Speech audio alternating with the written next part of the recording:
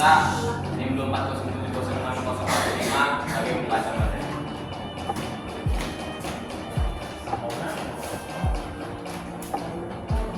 Baik, sekarang kita masuk ke tentang pelajaran Mataram kuno yang akan dibawakan oleh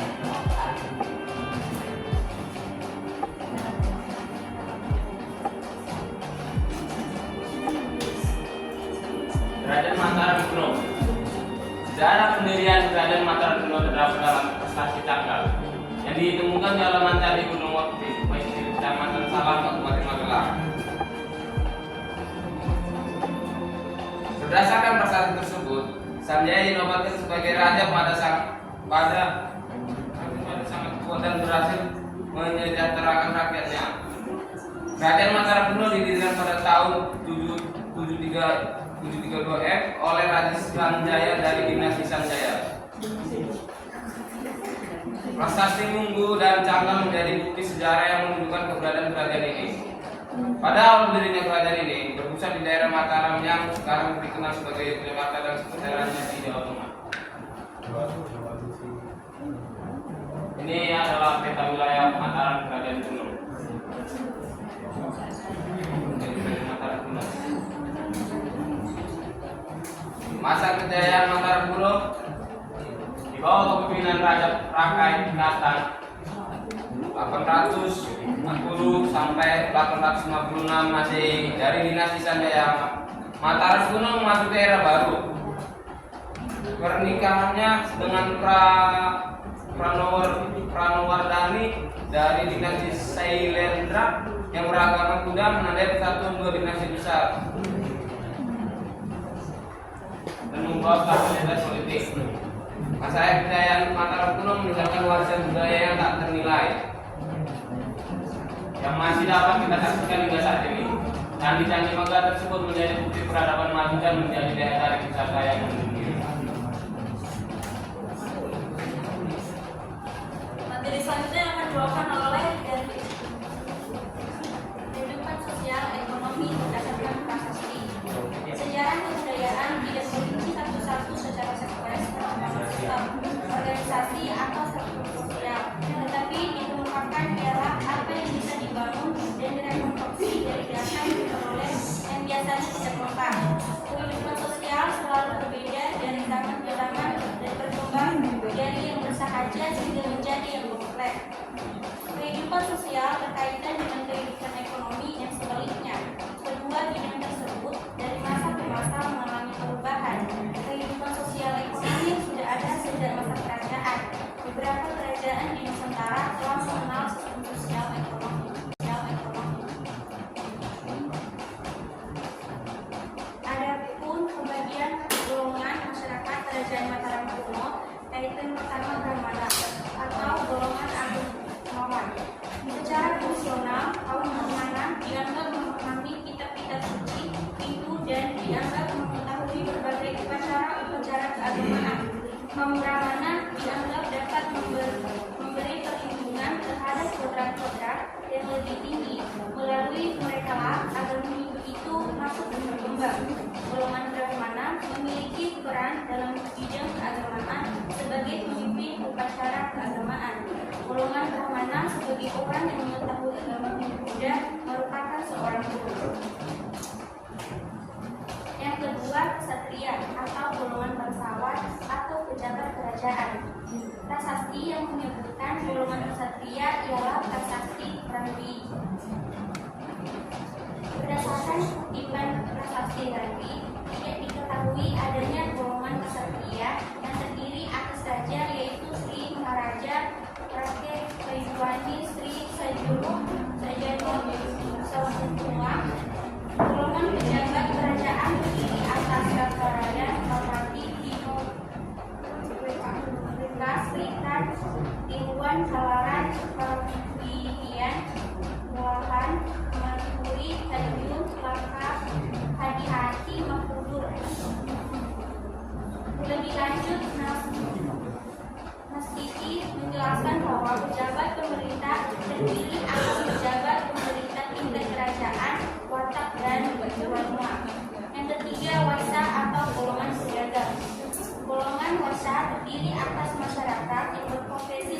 berdagang.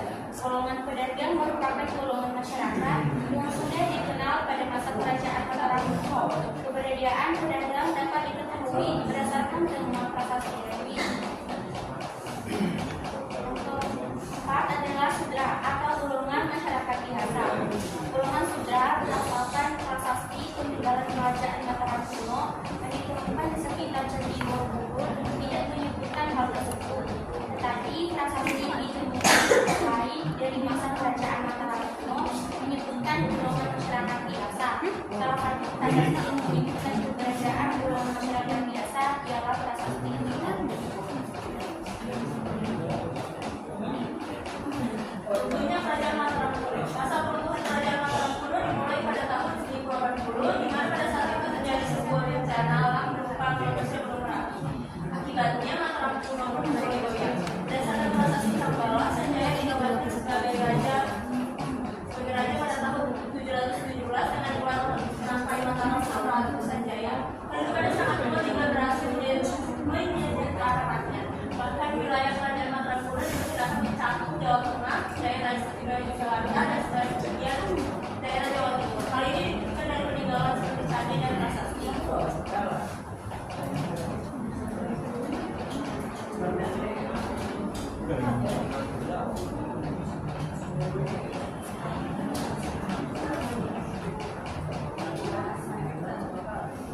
Baiklah, peninggalan prasasti yang pertama yaitu prasasti Kalasan. Prasasti Kalasan merupakan peninggalan Mangsa Sanjaya di tahun 778 Masehi.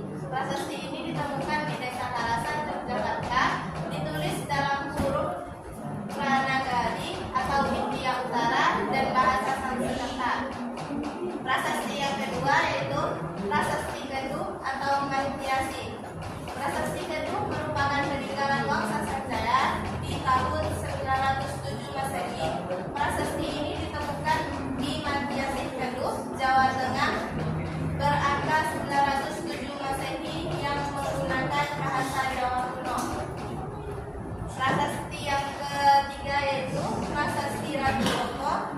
Prasasti Ratu Boko merupakan prasasti yang berisi tentang kekalahan para putra dewa dalam peperangan dengan saudaranya sendiri yaitu Pramodawardhani.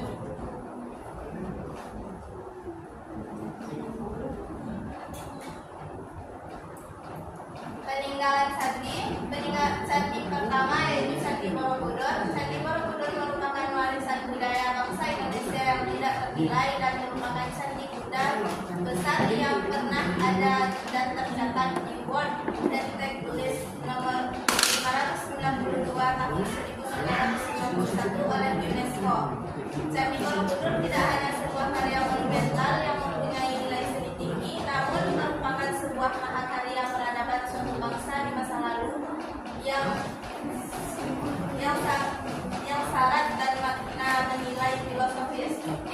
Candi yang dibangun pada abad ke-8 sampai ke-9 tahun 760 sampai 780 oleh bangsa Thailand ini menurut prasasti Nalanda merupakan simbol dari 10 jalan Bodhisattva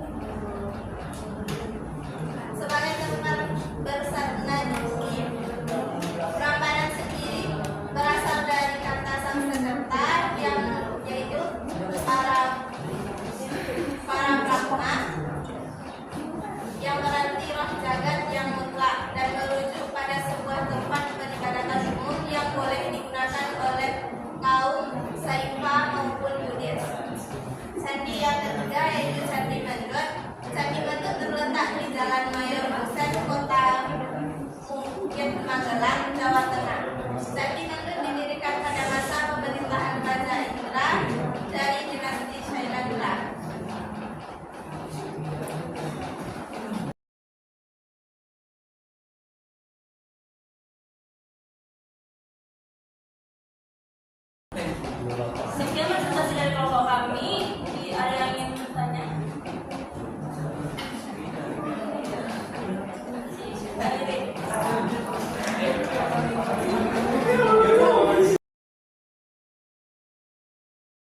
Assalamualaikum warahmatullahi wabarakatuh. Perkenalkan saya Diara Ramadhani Lubis dengan 240706019 dari kelompok 5 ingin bertanya kepada Dina. Pada dinasti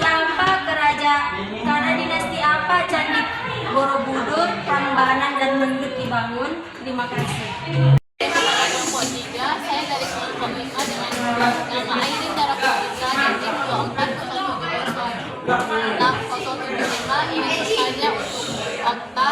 Pertanyaannya, apa yang menjadi ciri khas arsitektur candi di Mataram kuno seperti Candi Prambanan dan Borobudur? Terima kasih. Perkenalkan, nama saya Rina dengan 24031. Pertanyaannya untuk David. Pertanyaannya yaitu, apa penyebab keruntuhan kerajaan Mataram kuno? Nama saya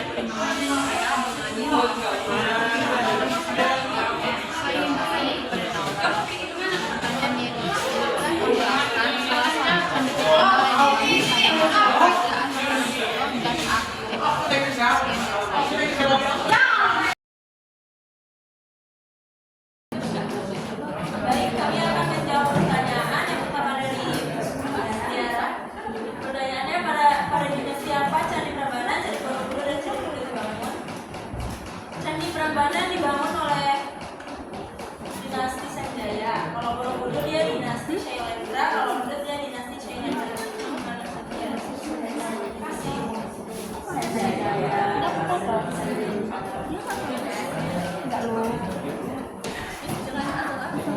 Baik, saya ingin menjawab pertanyaan dari kawan kita si Airin. Pertanyaannya ialah apa sih yang menjadi ciri khas candi di Mataram kuno seperti Candi Prambanan dan Borobudur?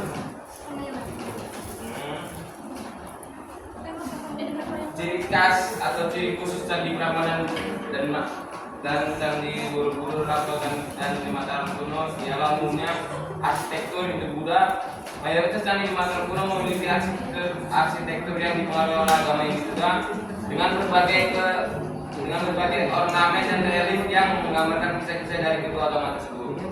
Terus kedua, fungsi religi. Candi-candi ini dibangun sebagai tempat pemuja dan memiliki fungsi religius yang sangat penting bagi masyarakat saat itu. Material bangunan umumnya terbuat dari batu andesit atau sebuah jenis batu sekali yang kuat dan tahan lama. Ciri khas Candi Prambanan bercorak Hindu dengan candi utama yang didedikasikan untuk Trimurti, Brahmana, Wisnu dan Siwa. Relief-reliefnya sangat detail dan menggambarkan kisah-kisah Ramayana dan Mahabharata secara epik. Bentuk stupa memiliki bentuk yang menjulang tinggi dan dihiasi oleh arca-arca dewa. Sedangkan Candi Borobudur bercorak kuda dengan struktur berbentuk stupa bertingkat yang melambangkan perjalanan menuju pencerahan. Reliefnya menggambarkan kehidupan Buddha, Gautama dan ajaran-ajaran Buddha. Struktur candi dianggap sebagai representasi dari mandala kosmik atau alam semesta. Perbedaan utama ialah di agama. Prambanan bercorak Hindu sedangkan Borobudur bercorak Buddha. Struktur bangunannya, Candi Prambanan memiliki bentuk candi-candi individu yang terpisah, sedangkan Borobudur terbentuk stupa bertingkat. Kesamaannya ialah keahlian teknik kedua candi menunjukkan tingkat keahlian teknik yang tinggi dalam bidang arsitektur dan pahat. Pengaruh India, keduanya sangat dipengaruhi oleh seni dan budaya dari India. Sekian dari pertanyaan saya, apakah bisa diterima dengan baik oleh kakak Airin kita? Terima kasih dari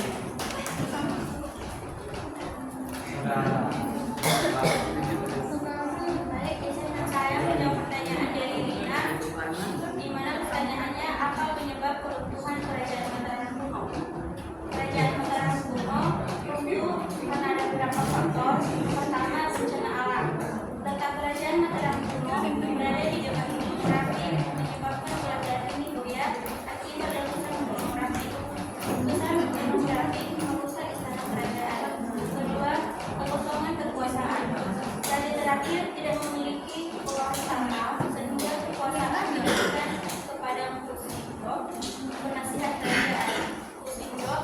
kemudian mendirikan dinasti Syanam dan memindahkan ibu kota ke Jawa Timur. Yang ketiga, yaitu permusuhan dengan kerajaan Sriwijaya. Kerajaan Mataram kuno bermusuhan dengan kerajaan Sriwijaya, di mana pertanyaannya apa penyebab keruntuhan kerajaan Mataram kuno?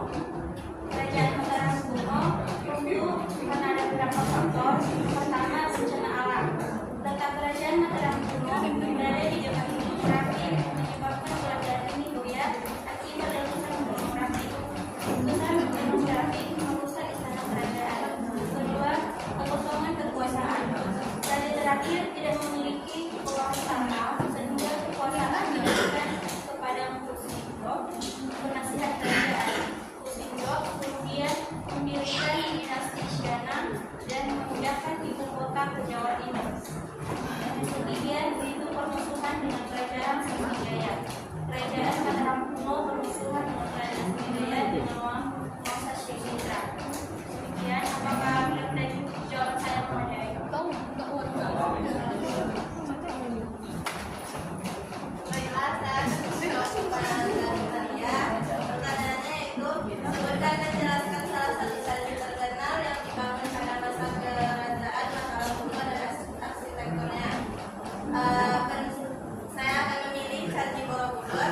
Pendiri Candi Borobudur berdasarkan prasasti Karangtengah dan Timusan, diperkirakan pendiri Candi Borobudur adalah Raja Samarapungga dari bangsa Chandra.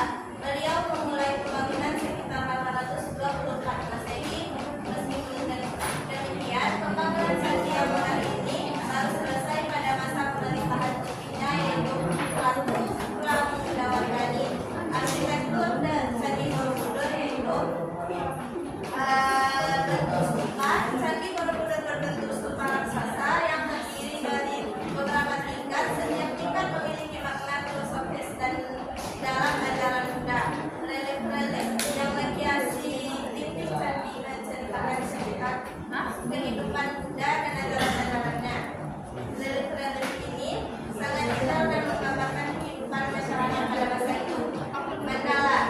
Mandala candi yang berbentuk mandala melambangkan alam semesta dalam pandangan kosmologi Buddha.